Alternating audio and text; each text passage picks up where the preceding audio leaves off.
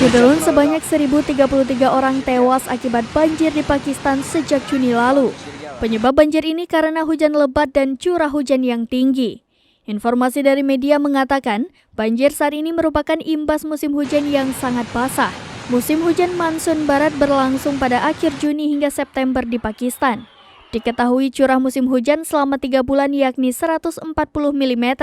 Namun, Badan Meteorologi Pakistan atau PMD menunjukkan hingga 26 Agustus curah hujan naik hingga 176,9 mm. Jumlah ini naik 2 kali lipat dari angka normal. Hujan bahkan turun hampir 8 kali lipat dari jumlah normal selama periode ini. Sementara di Balochistan curah hujan naik 5 kali lipat, demikian dikutip dari Indian Express.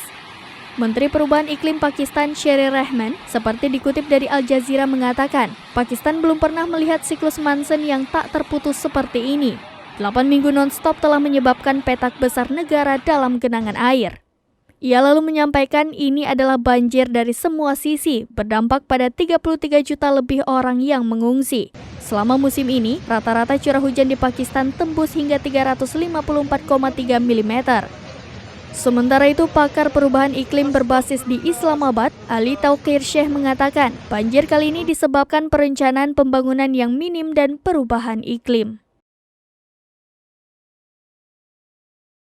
Allahu Akbar. Fazal Gofar ऐसी शिरा कर गया कैसे से दुई शिरी क्या हुआ